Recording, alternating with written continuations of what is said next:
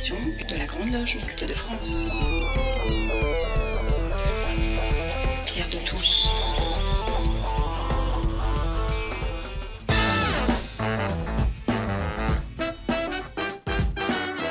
Les débats de Pierre de Touche.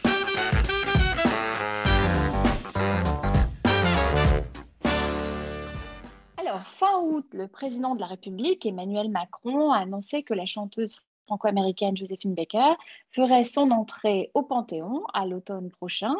La date de la cérémonie n'a pas été choisie au hasard puisqu'il s'agit de la date anniversaire à laquelle elle a obtenu la nationalité française. Joséphine Baker sera ainsi la 6e femme à faire son entrée au temple des grands hommes, mais la première femme noire. À la fois chanteuse, actrice, danseuse, meneuse de revue, si Joséphine Baker est connue pour avoir été un personnage de l'avant-garde artistique en France, Joséphine Baker a été aussi une grande militante noire américaine, particulièrement impliquée dans le combat contre le racisme, puis contre l'antisémitisme. Initiée à la Grande Loge féminine de France en 1960, au sein de la respectable loge La Nouvelle Jérusalem, elle s'est également beaucoup impliquée pour la cause des femmes. Et puis, il faut le souligner, nous y reviendrons, elle fut très impliquée dans la résistance pendant la Seconde Guerre mondiale. Alors, à quelques semaines de son entrée au Panthéon, qui est donc prévue le 30 novembre prochain, nous avons souhaité vous proposer un débat avec Brian Baker, qui est son fils et qui est auteur de Joséphine universelle, un livre qui paraîtra aux éditions du Rocher le 17 novembre prochain. Bonjour Brian. Bonjour. Laurent Kupferman, qui est franc-maçon, essayiste, auteur de nombreux ouvrages et de Récemment rassemblés, qui est paru aux éditions d'Hervy. Bonjour Laurent. Bonsoir Élise. Et de notre nouveau grand maître, Christiane Vienne. Bonjour Christiane. Bonjour Élise.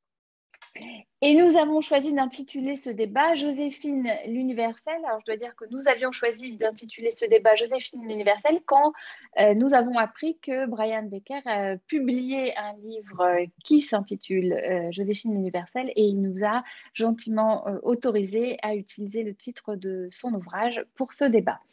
Alors, pour commencer ce débat, je voudrais poser une question à Brian Baker. Joséphine Baker, ce n'est pas que la danseuse et la meneuse de revue, c'est la figure de la défense des libertés. Alors, comment avez-vous accueilli, avec vos sœurs et frères, la nouvelle de son entrée prochaine au Panthéon? Eh bien, d'abord, je vous corrige, le titre de mon livre n'est pas Joséphine l'universelle, mais Joséphine Baker l'universelle. Donc, c'est la petite précision. Ensuite, eh bien, écoutez, nous avons accueilli la nouvelle diversement, puisque moi, j'ai été avec le comité et initié d'ailleurs par Laurent Kupferman, ici présent. Nous étions au courant avant tout le monde, mais nous devions garder le secret de cette décision. Donc, moi d'abord, je dois dire que j'ai suivi toute la campagne, donc ça a été par à-coup, et que donc la surprise pour moi était moins grande que pour ma famille. Ensuite, je pense que l'émotion et la fierté ont été les mêmes de la part de tous les membres de la tribu. Mais je dois dire que voilà, pour moi, c'était un peu particulier, car au fur et à mesure des étapes de notre campagne, j'ai deviné et compris, et Laurent également, que nous allions peut-être vers une décision favorable de la part du président. Alors, on va refaire un peu d'histoire. Pourriez-vous nous rappeler brièvement comment Joséphine Baker est arrivée en France? Alors, si on fait bref, elle a quitté sa ville natale de Saint-Louis dans le Missouri. Elle y vivait dans un quartier très pauvre avec sa maman noire. Maintenant, il faut rappeler qu'elle avait eu un père blanc. Donc, c'était une métisse. Donc, souvent, on dit Joséphine Baker, grande vedette ou star ou icône noire. Bon, en réalité, là aussi, il faut un peu corriger, puisqu'elle avait un père blanc, elle n'était pas plus noire que blanche, elle était métisse.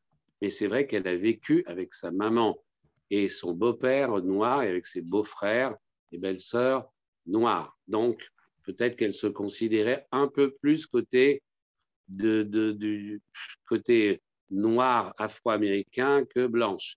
Mais bon, elle a quitté cette ville de Saint-Louis très jeune. Elle a quitté la misère car sa famille était très pauvre. Elle a filé sur New York pour y commencer une carrière de danseuse. Donc, à New York, elle est restée quelque temps. Elle a fait partie de certains spectacles qui ont été Chorus Girl, tout simplement, avec une rangée d'autres.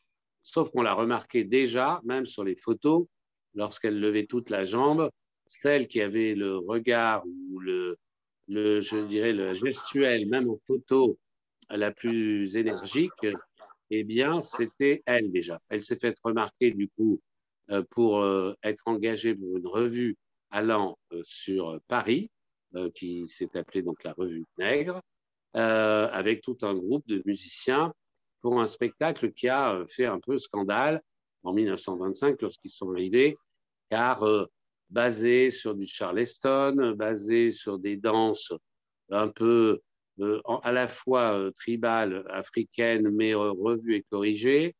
Et elle n'y avait finalement que 2 numéros, elle n'était pas en vedette, mais déjà à ce moment-là, le tout Paris ne parlait qu'en quelques soirs, ne parlait que d'elle parmi les artistes qui faisaient partie de cette revue.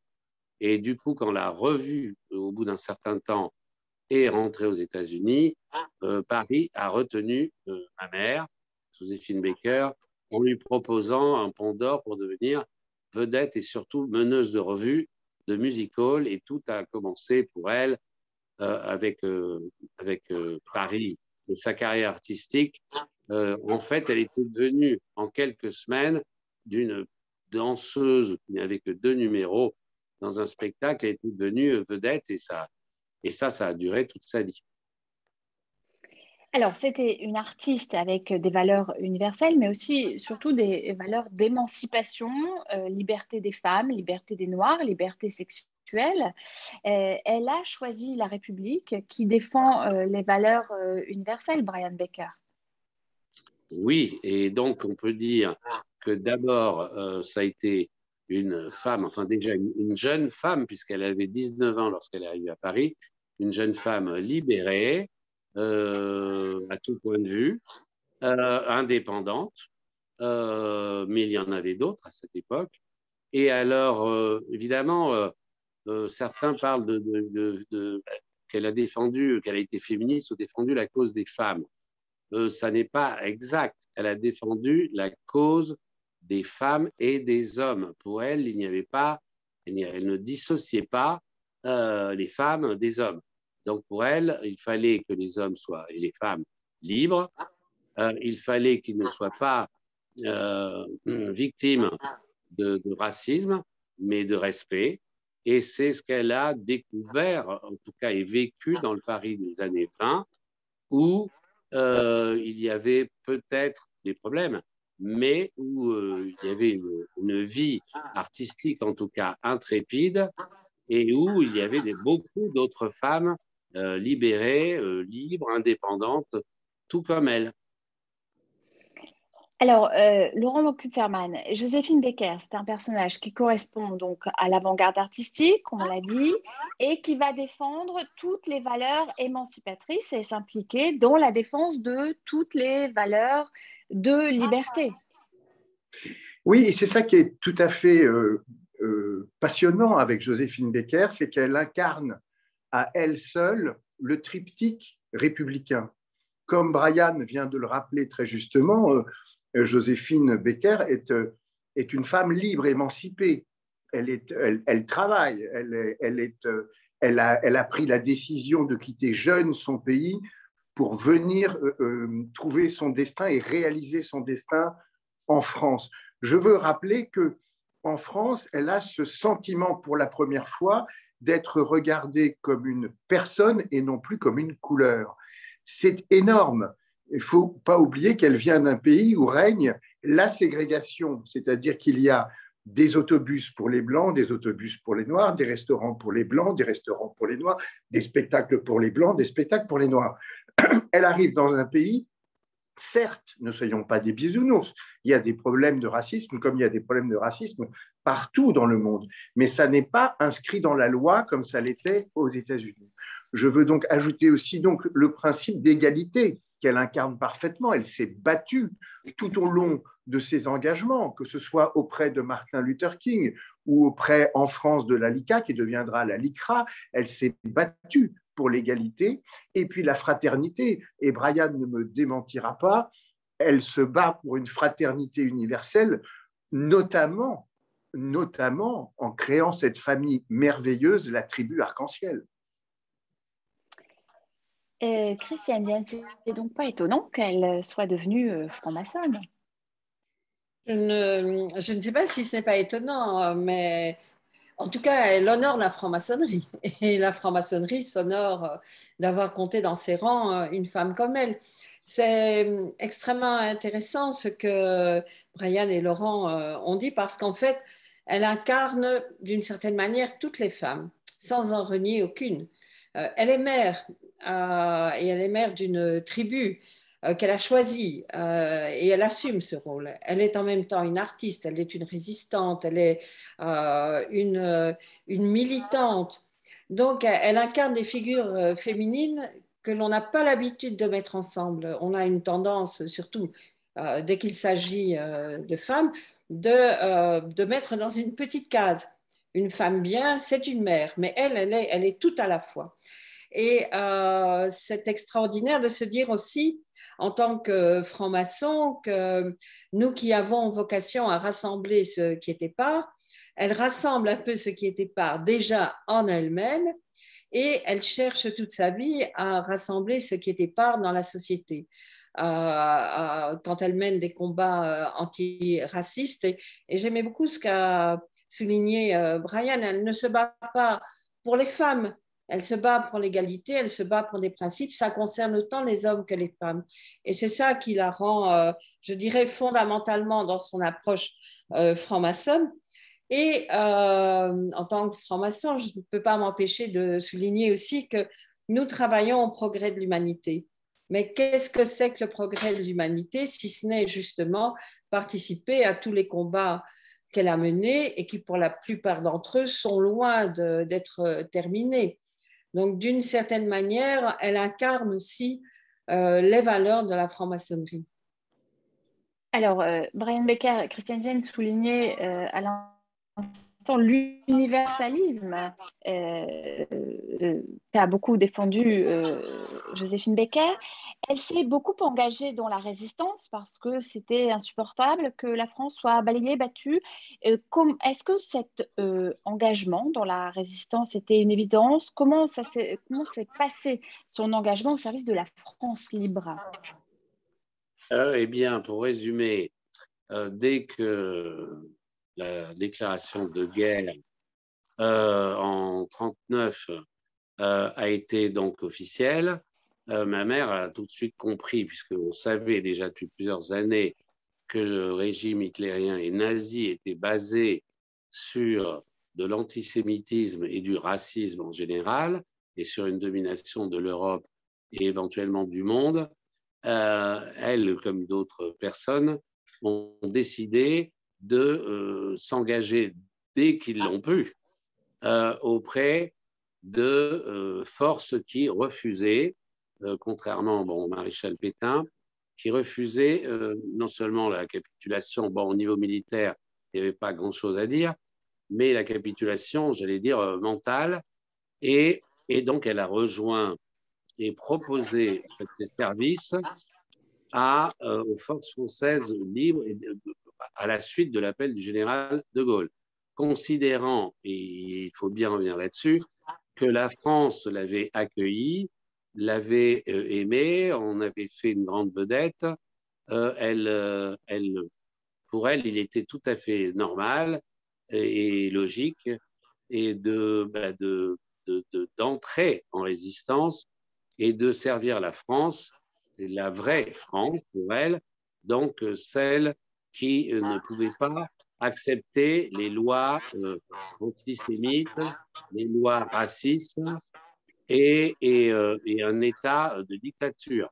Donc, elle a proposé ses services au départ à des services de renseignement qui allaient devenir assez vite des services de renseignement qui devaient se cacher et agir dans l'ombre. Et au départ, évidemment, les personnes en question, notamment celui qui allait devenir son supérieur hiérarchique au moment où il est devenu agent de renseignement, se demandaient si c'était sérieux de sa part et surtout comment pouvait-on utiliser une vedette de music hall. Par la suite, ils ont fini par lui proposer, en tant qu'agent donc de renseignement, de collecter d'abord le plus de renseignements possible partout où elle pouvait passer ou se produire, ou à des réceptions. À des réceptions, il pouvait y avoir des politiques en tout genre. Et c'est ce qu'elle a fait pour commencer. Ensuite, plus tard, elle est allée en zone libre dans son château pour protéger son ex-mari Jean-Léon Lévy, la famille de celui-ci, des résistants de tous bords, c'est-à-dire communistes, gaullistes, donc les cacher et après finir par tous les faire exfiltrer avant que la zone libre ne soit elle-même occupée. Puis plus tard, ça a été l'Afrique du Nord, avec les Alliés, où elle a chanté des soldats, où elle a collecté des fonds et où elle a longé toute la côte méditerranéenne, c'est-à-dire tout le Maghreb, la Libye jusqu'à l'Égypte, pour aller essayer de faire la VRP, si je puis dire, auprès des rois, sultans, vizirs, toutes les sommités de ces pays-là, pour qu'ils s'engagent du bon côté, c'est-à-dire du côté des Alliés. Alors, Laurent Kupferman, de fait, Joséphine Baker était déjà française quand la Seconde Guerre mondiale a éclaté, mais c'est quand même le symbole que tout le monde peut entrer dans la République et défendre les valeurs de la République et de la France. Les étrangers qui se battent pour la République appartiennent à la République. Bien entendu, Joséphine Baker, elle incarne, comme l'a dit très justement Brian, elle incarne la République des droits, puisqu'elle arrive, elle obtient comme citoyenne l'ensemble des droits qui sont ceux des citoyennes et des citoyens, mais aussi des devoirs. C'est par devoir qu'elle s'engage aux côtés d'abord des armées françaises, puis ensuite dans le sillage du général de Gaulle, dans la résistance. Et elle incarne aussi la République du possible. Et c'est ça qui est formidable avec Joséphine Baker, c'est cette capacité de s'engager dans de multiples combats qui sont des modèles, effectivement, aujourd'hui, y compris pour la jeunesse, y compris pour les personnes issues de la diversité, comme on dit, en disant que c'est possible. Alors évidemment, tout le monde ne deviendra pas Joséphine Baker. Ce n'est pas le problème. C'est un symbole, Joséphine Baker, aujourd'hui, et c'est un symbole qui rejoint un endroit extraordinaire, puisque c'est un endroit qui a été créé par la Révolution française pour les grands personnages de l'histoire de France. Alors, le mariage avec Jean Lyon en 1937, qui était de confession juive, lui a permis d'acquérir la nationalité française. Ils se sont ensuite installés au château d'Émilande, en Dordogne. Brian Baker, Jean Lyon aura beaucoup à souffrir des persécutions antisémites. Et on sait que, vous l'avez dit tout à l'heure, Joséphine Baker, et Laurent Kupferman l'a souligné également, a été particulièrement active au sein de la LICA, qui est devenue ensuite la LICRA. Brian, est-ce que vous pourriez nous en dire un peu plus? Et puis, Laurent, je vous ferai réagir aussi sur ce sujet. Eh bien, écoutez, ma mère s'est très tôt engagée avec la LICA. Ça faisait partie de ses engagements après la guerre. Hein. Et donc, ses engagements avec la LICA, devenue ensuite la LICRA. Donc, elle a participé à plusieurs conférences. Elle a aussi voulu, pour bien montrer à la face du monde que on peut, toutes les origines et les religions peuvent cohabiter fraternellement. Elle a voulu que dans la tribu, il y ait aussi non seulement des origines, mais des religions qui soient représentées. Et donc, elle a voulu adopter aussi un enfant juif. Donc, pour elle, c'était aussi très important, d'autant qu'elle avait connu le ségrégationnisme, mais elle avait connu aussi l'antisémitisme en France dans les années 30. Et pour elle, c'était très important aussi que la religion juive, bon, les autres également, mais soit représentée, d'autant qu'elle s'était rendue après-guerre dans les camps de concentration et il y a vu les résultats horribles de ce programme nazi. Et donc, par la suite, elle s'est aussi souvent rendue en Israël et même si je pense qu'elle ne s'était pas convertie au judaïsme, d'ailleurs je crois que c'est un peu long et un peu compliqué, elle se sentait aussi très liée et elle s'est rendue en Israël plusieurs fois, elle a rencontré plusieurs fois la célèbre dame Premier ministre d'Israël, Madame Golda Meir, et elle a aussi essayé, et elle a fait des conférences pour la paix entre Israël et les pays voisins, et notamment à l'époque de la guerre des 7 jours, et même par la suite. Donc tout cela, ça faisait partie de ses engagements, et la LICRA, c'était, pour elle, c'était équivalent à ses engagements avec les droits civiques aux États-Unis, où elle a suivi Martin Luther King, le pasteur King, et où elle a donc pris la parole elle-même le jour où le pasteur Martin Luther King a fait son rêve, son fameux discours « J'ai fait un rêve ». Et Laurent Kupferman. Oui, mais écoutez, Brian vient de dire l'essentiel. Il est d'ailleurs très modeste parce que il ne cite pas le fait que Joséphine Baker l'emmenait lui-même en Israël avec son frère pour montrer qu'il était possible de vivre ensemble une fois que les peurs étaient dissolues par le fait de l'incarnation. Vous savez, Joséphine Baker, elle incarne quelque chose qui nous est propre, qui nous est propre, qui nous est commun, qui est la maxime d'Antoine de Saint-Exupéry. Si tu es différent de moi, loin de me léser, tu m'enrichis. Et ça, je crois que c'est vraiment ce qui guide, une des choses qui guide l'action de Joséphine Baker, ce désir de faire tomber les peurs, ce désir de faire tomber la peur de la différence, ce goût de l'autre, ce goût de l'altérité, elle l'incarne formidablement bien, Joséphine Baker. Alors, Christiane Vienne, Joséphine Baker a été une militante du mouvement Renaissance de Harlem, un mouvement de renouveau de la culture afro-américaine, aux côtés de Duke Ellington notamment. Brian Baker vient de parler de son engagement aux côtés du pasteur Martin Luther King, dont ce mouvement, avant de Renaissance de Harlem, ce mouvement de l'entre-deux-guerres, promenait l'émancipation des Noirs américains qui étaient confrontés à la ségrégation raciale depuis l'abolition de l'esclavage en 1865. On sait que les francs-maçons ont été particulièrement mobilisés sur ces questions.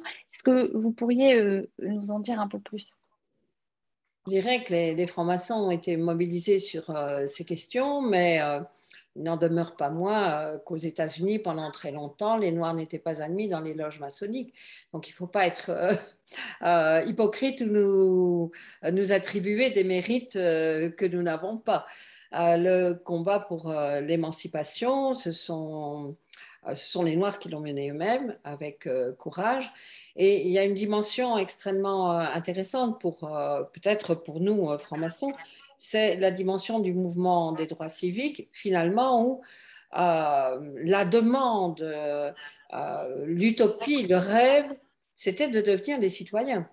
Un citoyen comme tous les autres, comme tous les Blancs qui vivaient aux États-Unis. Et c'est sans doute peut-être une des raisons pour lesquelles Joséphine Baker et d'autres artistes américains se sentaient si bien en France. Parce que c'est vrai qu'il y avait du racisme, certainement. Être un citoyen à égalité des autres n'enlève pas, ne gomme pas le racisme. Mais en France, ils étaient considérés comme des citoyens. Ce combat-là me semble extrêmement important. La question de la ségrégation, est-ce que suffit pas d'être franc-maçon pour pouvoir se draper de toutes les vertus? Mais en principe, lorsque l'on devient franc-maçon, cela veut dire que l'on s'engage à travailler sur soi, à devenir meilleur, et peut-être que l'on est plus sensible à ces questions d'égalité. Maintenant, moi, je suis profondément admirative de ceux qui se sont battus pour les droits civiques, pour l'égalité, qui parfois y ont laissé leur vie. Ce qui me touche beaucoup, c'est de me dire qu'aujourd'hui, ces combats ne sont pas terminés. Alors, c'est vrai que la franc-maçonnerie d'aujourd'hui est beaucoup plus impliquée, du moins en France, dans les combats contre le racisme, pour l'égalité. Et nous pouvons nous en honorer. Mais d'une certaine manière, les valeurs qui nous semblent si naturelles de liberté, d'égalité, fraternité, même chez nous, elles sont encore à travailler, à améliorer. Et le franc-maçon, il vit dans la société qui est la sienne aujourd'hui, et il peut contribuer à ce travail. Mais des femmes comme Joséphine Baker, comme des hommes comme Martin Luther King ont tracé une voie. Ils ont tracé une voie qui est loin d'être aboutie, et il n'y a pas pour le moment, on ne peut pas dire que l'on puisse se réjouir de vivre dans des sociétés qui soient totalement libérées des a priori, du racisme, de la violence. Donc le chemin, elle nous montre le chemin, mais il est encore long à parcourir. Alors, Joséphine Baker-Laurent Kupferman a manifesté en faveur du général de Gaulle en mai 1968. C'est surprenant ou ça ne l'est pas? Ce n'est pas du tout surprenant. Joséphine Baker est gaulliste.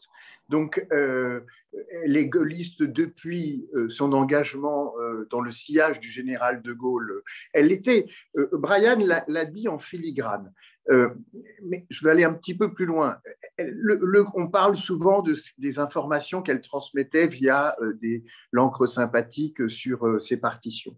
Ce que Brian a souligné à juste titre et qui est au moins aussi important, c'est le travail que Joséphine Baker faisait auprès des élites internationales pour que le général de Gaulle soit reconnu, les forces françaises libres du général de Gaulle soient reconnues comme l'interlocuteur. Vous savez que le président Roosevelt, y compris même Churchill, était un peu dubitatif vis-à-vis de la personne du général de Gaulle et que ça n'était pas gagné. Joséphine Baker, elle a puissamment travaillé.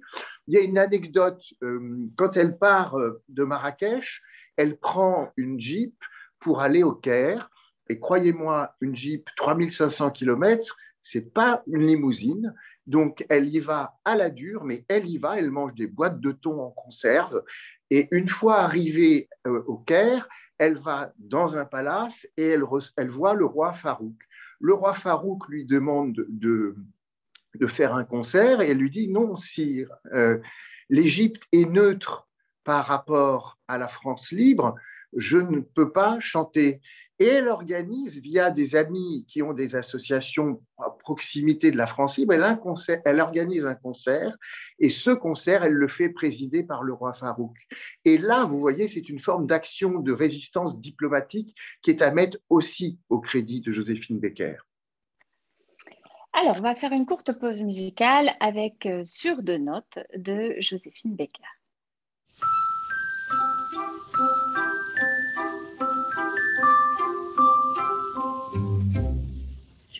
Que je te chante une belle chanson, mais je ne connais pas la musique. Je peux, si tu le veux, prendre quelques leçons et suivre les concerts symphoniques, mais je trouve ça bien inutile. Alors, dans quelques quelques semaines, Joséphine Baker fera son entrée au Panthéon. Ce sera le 30 novembre prochain. Et donc, nous avons choisi de consacrer le débat de ce dimanche matin à Joséphine Baker, l'universelle, avec comme invité Brian Baker, qui est son fils, Laurent Kupferman, qui est franc-maçon, essayiste, et Christian Vienne, qui est grand maître de la Grande Loge Mixte de France. Alors, Brian Baker, la tribu arc-en-ciel, avec les 12 enfants adoptés de Joséphine Baker, montre que tout le monde est digne de figurer dans la frange un peu. Elle a voulu faire ce symbole. C'est comment la tribu arc-en-ciel? La tribu arc-en-ciel, quand nous étions gamins, c'était comme une colonie de vacances prolongée. C'est-à-dire, on n'arrêtait pas de jouer, de courir, de voir arriver un autre frangin, si je peux employer ce mot, dans cette émission, hein, ou frangine, puisque je crois que c'est un petit peu le surnom que l'on donne bien à la famille franc-maçonne. D'ailleurs, je reviens là-dessus. Il est évident que si ma mère est entrée en maçonnerie, elle ne nous en a jamais parlé car nous étions trop jeunes, mais c'est sûrement parce qu'elle a considéré que les objectifs de fraternité universelle étaient les mêmes que les siens, enfin ceux de la franc-maçonnerie, donc qu'il fallait participer et être aussi aux côtés, en tout cas, de cette loge et de cette grande confrérie, si je puis dire.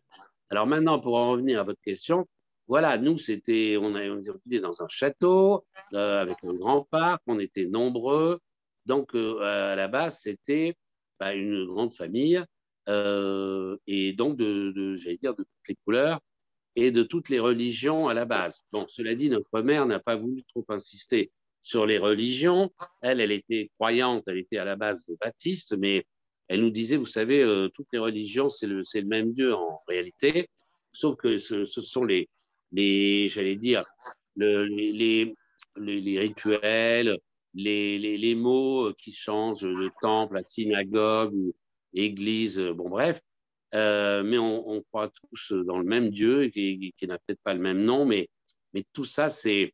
Bon, après, ce sont j'allais dire, des détails. Maintenant, plus tard, vous verrez vous-même si vous avez envie de suivre une religion, celle de votre origine ou non. Mais sinon, nous, donc, on vivait là et on grandissait là de manière tout à fait, je dirais, joyeuse.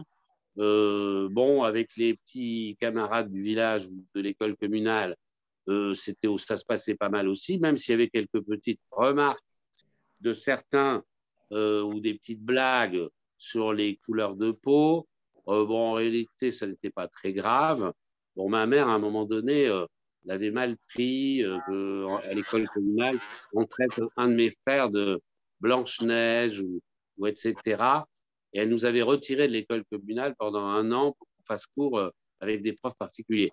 Et finalement, l'année suivante, bon, elle s'est rendue un peu à la raison parce qu'elle pouvait des fois être un petit peu extrême. Hein.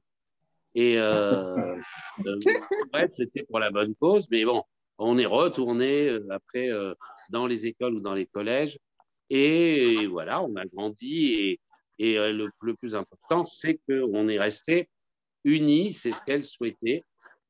Et c'est ce qu'elle a pu vivre avant de nous quitter, puisque chaque fois que nous faisions des bêtises, en cassant des vitres avec le ballon, ou enfin bref, jamais nous ne nous dénoncions. Et pourtant, dans ces cas-là, nous pouvions être tous punis collectivement. Genre privé de repas ou plus petit, bon, c'était fessé. Mais on ne se dénonçait jamais, ce qui la faisait enrager, ainsi que les autres adultes, mon père, mon oncle, ma tante, et puis les précepteurs, gouvernantes qui étaient là. Mais en réalité, bon, ils enrageaient tous, mais ma mère, finalement, avait dit à des amis, comme ça, une fois dans son bureau, j'étais, moi, passé un peu par hasard en jouant à cache-cache dans le château, et j'avais entendu dire à des amis, bon, c'est énervant, c'est enrageant de ne jamais savoir qui a fait la bêtise, mais en réalité, je ne vais pas leur dire, mais je suis très heureuse de voir qu'ils sont solidaires. Je crois que j'ai réussi ma tribu Mais chut, je ne vais pas leur dire, évidemment. Alors, Christiane Vienne, Joséphine Baker, on l'a dit, c'est une figure de l'antiracisme. Et à ce titre, eh bien, l'entrée prochaine au Panthéon, dans le contexte actuel d'exacerbation des identitarismes, eh bien, c'est un signe fort. C'est un signe fort, mais je dirais, j'ai l'impression, mais peut-être parce que je suis viscéralement optimiste, que l'on traverse une période, c'est vrai, où il y a à la fois une exacerbation des identitarismes, mais parallèlement à ça, c'est aussi parce qu'il y a un profond rejet dans la société du racisme et des discriminations. Et je pense que ça, c'est extrêmement positif qu'une femme puisse dire je n'accepte pas qu'on me tripote sans mon accord. Qu'un homme puisse dire je veux être traité comme n'importe qui, quelle que soit ma couleur de peau. Et donc, je pense qu'il y a une évolution dans la société où il y a aussi une prise de conscience de ce que l'on est. Et une différence, ce n'est pas nécessairement une discrimination. Les différences, elles enrichissent la société. Donc, plus la société est mélangée, plus il y a une espèce de melting pot dans ce qui tue aujourd'hui notre société et qui crée aussi le climat dans lequel on vit, c'est que l'on a créé des ghettos et que chacun, quelque part, est enfermé dans sa communauté. Il faut beaucoup de courage, comme l'a fait Joséphine Baker, pour pouvoir sortir des ghettos mentaux et sociétaux dans lesquels on vit. Mais donc, autant les différences s'enrichissent, autant les discriminations renforcent les séparations. Donc, parfois, on a un discours un peu culpabilisant vis-à-vis de ceux qui expriment les discriminations qu'ils subissent. Mais ce n'est pas contre les victimes qu'il faut réagir, c'est contre la discrimination. Et je pense que là, on n'a pas fini. Et j'ai l'impression qu'on est en train de vivre une période de prise de conscience dans notre société par exemple, le racisme est devenu intolérable et inacceptable. Et que quand il entraîne des discriminations, eh bien, à ce moment-là, il faut s'élever contre ces discriminations. Comme on l'a fait dans le cadre du mouvement pour les droits civiques, aujourd'hui, en France, on a la chance de vivre dans une société qui est ouverte. Et en même temps, c'est très bizarre de se dire c'est une société qui apparaît tellement ouverte. Et en même temps, parallèlement à ça, il y a un sentiment profond chez des parties entières de la population, parfois pour des raisons différentes, qu'ils ne sont pas des citoyens à égalité avec les autres. Et donc, je ne pense pas qu'il faille fermer les yeux devant ça, qu'il faut pouvoir écouter certains messages et se dire comment peut-on rassembler et vivre les différences, accepter les différences sans accepter les discriminations. Et je pense que ça fait partie un peu du prolongement des réflexions qui ont été menées à un moment à travers Joséphine Baker et d'autres aussi, et que son entrée au Panthéon, c'est une manière de renvoyer un message qui est de dire, regardez, dans la société française, il y a des héros, des gens que l'on honore, quelle que soit la couleur de leur peau, quel que soit leur sexe. Et ça, c'est un message qui me semble, on a besoin de ça aujourd'hui. Oui, j'enchaîne sur ce que vous venez de dire, qui est que beaucoup de gens ont fait cette même réflexion, madame. Donc, avec l'entrée de Joséphine Baker au Panthéon, il y a une note d'espoir par rapport aux problèmes que nous connaissons aujourd'hui. Et d'ailleurs, ça figure, si je puis dire, ressort d'autant plus que nous connaissons donc ces problèmes. Alors, vous avez parlé d'identarisme, moi je dirais de communautarisme, certains disent aussi de racialisme, n'oublions pas aussi d'intégrisme. L'intégrisme, ça n'est pas la fraternité universelle, ça fabrique le contraire, puisque ma mère parlait d'éducation, elle a tenu à ce qu'on ait une éducation vraiment en tolérance et en ouverture. Et elle disait que quand il y a une mauvaise éducation ou un manque d'éducation, on peut avoir des problèmes tels que ceux qu'on vit aujourd'hui. Donc, en dehors même de l'intégrisme dont je vous ai parlé ou du communautarisme, ou des communautarismes divers, rappelons-nous aussi que c'est par mauvaise éducation à la maison ou par manque d'éducation qu'il y a aussi donc, les racismes divers, l'antisémitisme, l'homophobie, le sexisme, les violences sur individus et également en partie le terrorisme. Alors, pour continuer sur ce pan-là, le Panthéon eh bien, célèbre les grands hommes et les grandes femmes. Laurent Kupferman, Joséphine Baker eh bien, sera la première femme, alors métisse du coup, à faire son entrée dans ce temple de la République.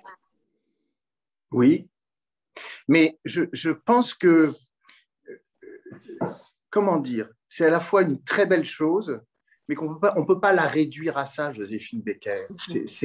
C'est d'abord et avant tout une personne qui s'est engagée dans tous les moments de sa vie.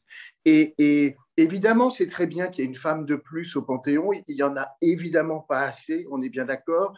Évidemment, c'est formidable qu'elle rejoigne Félix Eboué pour illustrer la diversité, mais ne réduisons pas, n'essentialisons pas les personnes en fonction et de leur genre et de leur couleur de peau. Encore une fois, où nous serions à l'inverse du message de l'universalisme que nous voulons, je crois, porter. Il faut rappeler que l'universalisme, évidemment, ça n'est pas l'uniformité, donc c'est la différence. Mais c'est le fait, l'universalisme, c'est cette capacité à dépasser nos différences et à nous réunir dans quelque chose qui nous dépasse, que ce soit la nation ou que ce soit plus simplement notre appartenance au genre humain. Et c'est ça le message de la République française. C'est en ça que Joséphine Baker incarne l'universalisme à la française. Brian, allez-y. Je me permets d'ajouter à ce que vient de dire Laurent, qu'effectivement, il ne faut pas réduire l'entrée de ma mère à son sexe et à sa couleur de peau. Ce serait quelque part la trahir. Tout en à réalité, fait. c'est avant tout un être humain et un être humain qui va être donc honoré. Et elle aurait pu être homme, elle aurait pu être blanc ou asiatique, enfin bref, elle aurait pu être blanche, donc surtout un homme blanc. Et d'ailleurs, il y en a évidemment au Panthéon. Et c'était pour leur valeur. Émile Zola n'était pas une femme et il n'était pas noir. Mais voilà, c'était un grand homme de notre nation. Pareil, je prends cet exemple. Hein. Et voilà, elle est à égalité. C'est pareil qu'Émile Zola, c'est un être humain. Et le fait, bon, qu'on parle, notamment certains médias, de son sexe ou de sa couleur de peau, oui, c'est une chose, mais ça n'est pas le principal. Et il ne faut pas qu'on voit dans cet angle-là. Ça n'est pas. Oui, je répète, ce serait un peu la trahir quelque part. Avant de passer la parole à Christiane, puis à Laurent, je voulais vous préciser aux auditeurs que ma question était volontairement provocatrice. Christiane, puis Laurent. Oui, je dirais, je suis tout à fait d'accord avec ce que j'entends, mais on ne peut pas nier quand même qu'elle est une femme et qu'elle est métisse. Ça fait partie profondément de son identité. Donc, l'universalisme ne doit pas non plus gommer ce qui constitue peut-être la richesse des différences. Moi, ce qui me marque chez elle, ce qui me frappe, c'est que tout au long de son parcours, elle a toujours été d'une très grande sincérité, profondément elle-même, en dépassant tout ce qui pouvait quelque part être les préjugés qui l'entouraient. Et ça, dans un parcours de vie, que l'on soit un homme ou une femme, ce n'est quand même pas si courant. Donc, on ne peut pas la mettre dans une case. Donc, c'est vrai qu'on ne peut pas la réduire au fait qu'elle soit une femme et qu'elle soit métisse, mais on ne peut pas non plus le gommer. Elle n'est pas un homme blanc. Elle est quelque chose de différent, qui a une valeur qui est totalement équivalente, mais je pense que beaucoup de femmes vont se retrouver aussi dans le choix qui a été fait, de l'honorer elle, parce qu'elle a mené tous les combats qu'elle a menés, elle les a menés avec conviction.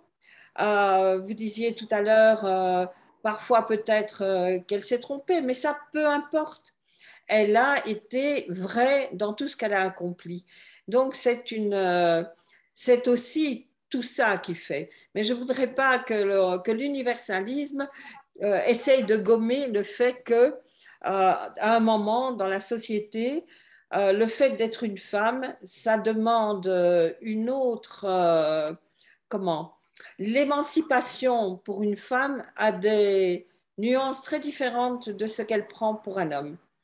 Et donc, c'est aussi, je pense que quand il y a, en fait, sa présence au Panthéon rencontre tout de même un très large consensus social. Moi, je n'ai pas lu d'article où on dit pourquoi elle, où il y a, je n'ai pas entendu même dans le discours des voix s'élever pour dire, bon, il ne faut pas qu'elle soit là. Non, si elle attire ce consensus, c'est quelque part aussi parce que dans la société française telle qu'elle se compose aujourd'hui, ce qu'elle incarne fait que beaucoup de gens se retrouvent en elle. Laurent Kupferman. Et pour aller dans le sens de ce que dit le grand maître, je veux redire que l'universalisme, ça n'est pas l'uniformité. Et que, effectivement, ce que porte Joséphine Baker d'un point de vue symbolique, il y a aussi sa singularité, ces singularités que nous évoquons. Mais n'oublions pas que la finalité, c'est d'aller au-delà de ces singularités. Donc, ça n'est pas contradictoire. Il y a pas, c'est un faux paradoxe, un paradoxe d'apparence. Et l'objectif de Joséphine, et je crois de la franc-maçonnerie, et y compris aussi l'objectif de la République française dans ce qu'elle porte de projet universel, c'est de savoir nous rassembler toutes et tous au-delà de nos singularités, dans quelque chose qui, encore une fois, nous rattache à ce que nous sommes, c'est-à-dire la communauté nationale et tout simplement des êtres humains.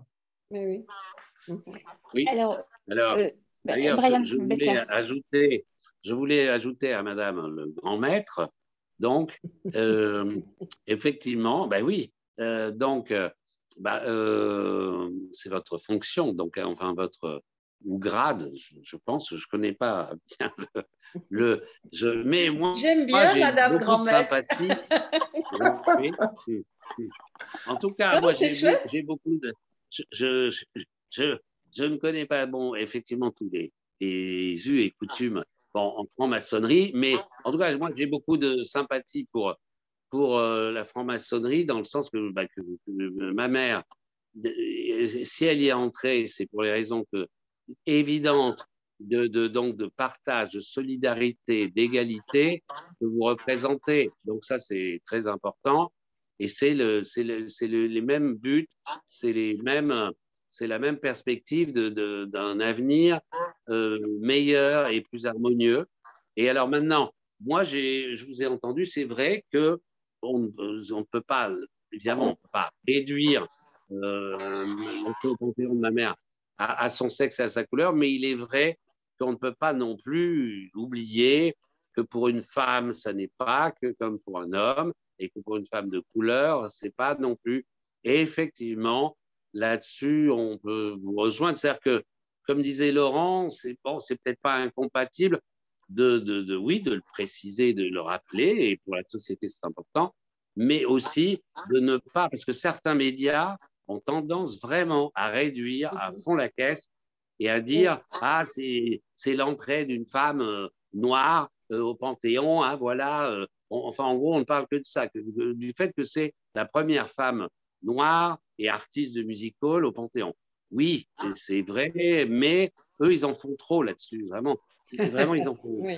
C'est un peu too much. Mais bon, à la limite, l'important, comme vous dites, c'est aussi, et comme le dit Laurent, c'est que c'est un exemple et une personnalité multifacette et qui s'est engagée et qui a tout donné et qui a été une femme, je dirais, généreuse et authentique.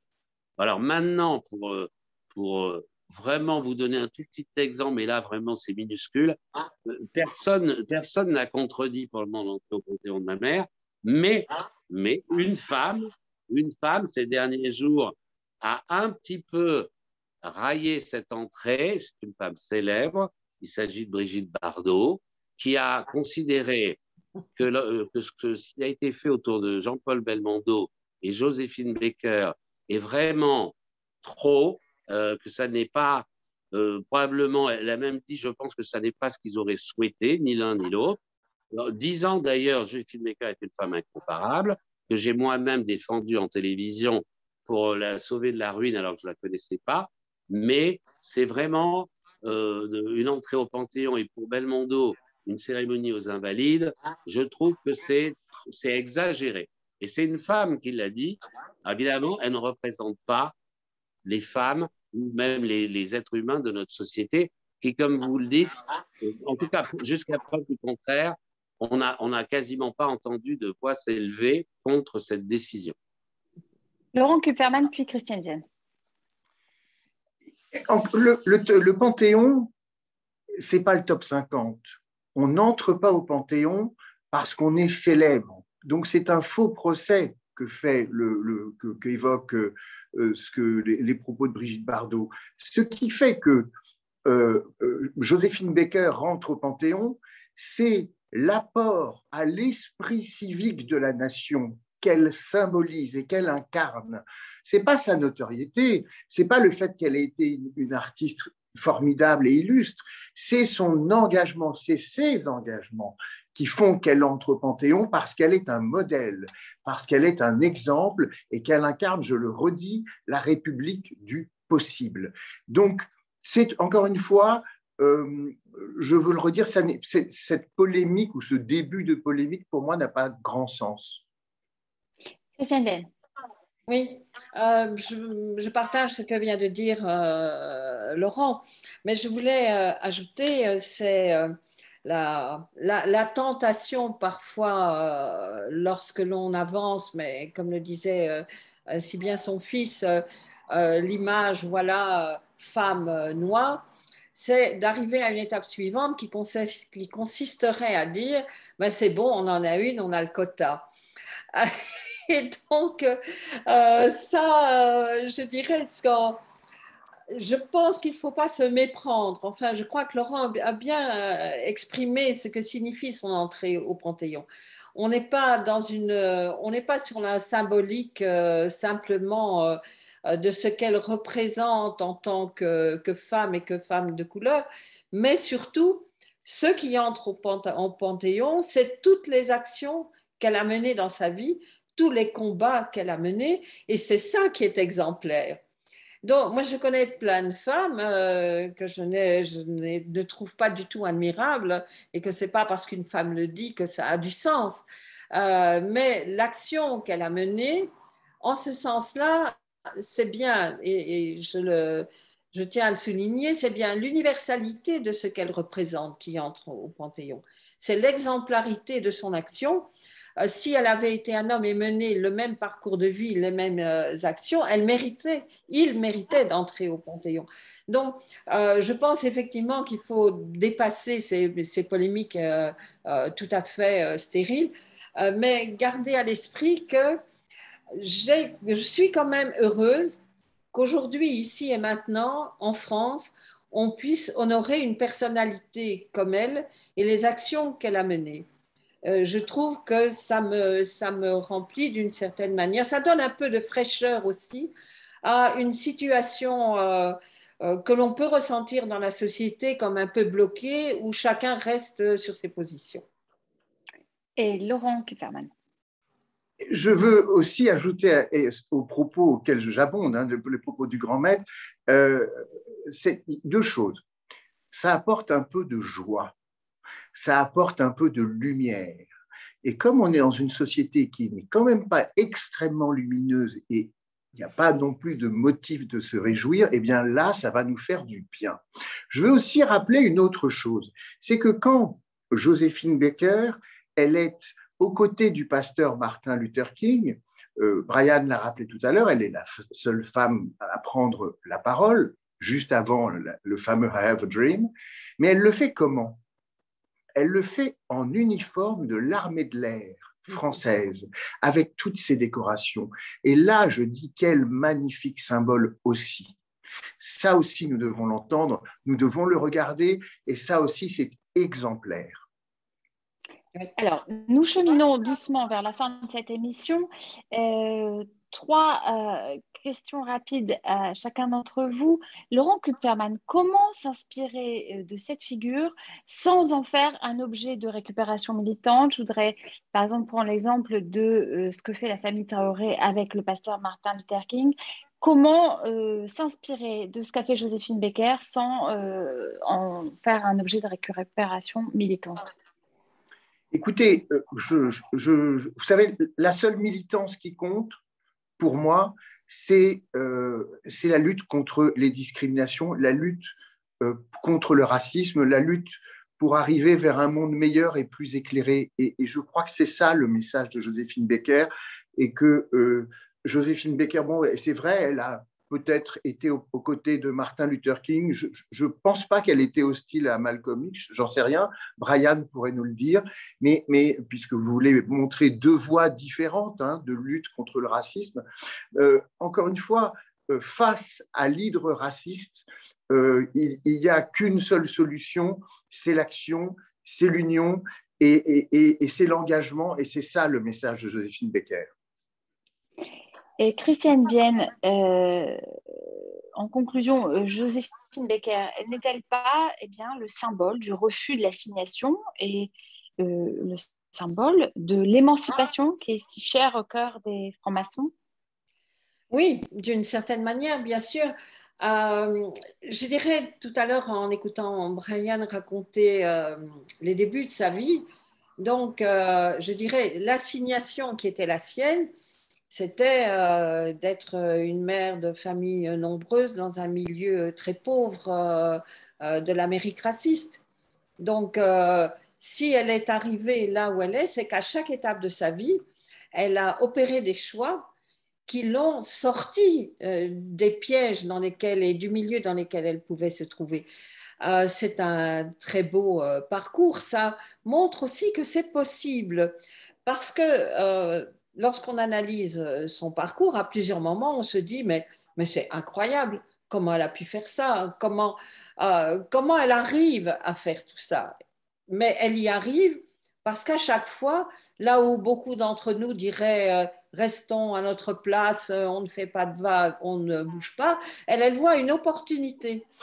Et elle prend l'opportunité, et elle tente l'aventure, et elle vient en France, et elle se marie, et elle adopte des enfants, et elle devient résistante et militante, elle fait plein de choses. Donc, ce qu'elle nous montre aussi, c'est que parfois, pour sortir des assignations qu'on nous impose aux uns et aux unes et aux autres, il faut parfois simplement regarder s'il y a des portes ouvertes et les franchir. Et en ça, sa vie, son exemple, c'est très stimulant.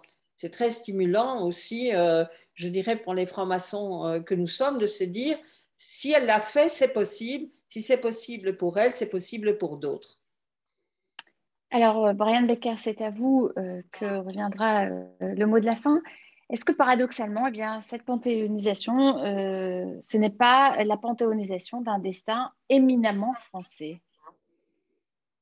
Eh bien, d'abord, je voulais répondre à l'interrogation de Laurent tout à l'heure par rapport à ma mère et les droits civiques et si elle a suivi, si elle a rencontré l'autre mouvement qui était plus violent. Bon, elle a préféré de loin le mouvement pacifique du pasteur Martin Luther King, ce qui ne l'a pas empêché de rencontrer, en tout cas d'après ce que je sais, je ne suis pas sûr qu'elle ait rencontré Malcolm X, mais ce qui est sûr, c'est qu'elle a rencontré dans les années 60 plusieurs fois Angela Davis et aussi des Black Panthers ou des gens de Black Power. Et parce que même si elle était plutôt dans la mouvance du côté King et donc du pacifiste, elle comprenait quand même d'une certaine façon les motifs, je ne dirais pas de violence, mais les motifs pour elle, c'était les motifs de défense de la part d'Angela Davis, qui était une sacrée activiste, et donc des Black Panthers, qu'elle considérait comme ses frères, même si, bon, voilà, évidemment, elle était plutôt côté King, mais pour elle, les Noirs qui voulaient se battre, en réalité, pour elle, voulaient se défendre. Et donc, elle les comprenait en partie. Voilà. Alors maintenant, pour la question est-ce que c'est une histoire française, bah, forcément, si on entre en Panthéon, si on est honoré par la nation, c'est d'abord parce qu'il y a forcément une histoire française. En fait, une histoire d'amour dès le départ. Ma mère, Paris a accueilli ma mère et comment dirais-je, en quelques soirs, a été conquis et en a fait une reine, non seulement de la ville, mais par la suite aussi du pays. Et ma mère a été reçue comme jamais elle avait été reçue en son pays, ni par la suite d'ailleurs, puisque par la suite, même en vedette, elle a eu des problèmes dans son pays avec la CIA, le FBI, qui la voyait comme une activiste noire et aussi même éventuellement comme une communiste, alors que bon, elle était avant tout gaulliste. Et avec Paris, ça a duré, voilà, à Bobigny en 75, elle fêtait ses 50 ans ses 50 ans de musical par rapport à son arrivée à Paris. Elle est partie quelques jours après cette première triomphale à Bobigny. Et maintenant, c'est le Panthéon, un Panthéon qu'elle n'aurait d'ailleurs jamais osé réclamer, hein, bien sûr, mais c'est une entrée au Panthéon qui scelle cette histoire d'amour entre ma mère et la France, ou entre la France et Paris et ma mère, qui la scelle pour l'éternité. Eh bien, merci à vous trois pour ce débat qui était particulièrement riche. On se quitte avec, dans le prolongement de ce que vient de nous dire Brian Baker, cette histoire d'amour. Eh bien, j'ai deux amours de Joséphine Baker et je vous souhaite un bon dimanche. Bon dimanche. Bon dimanche. Très bon dimanche. Merci.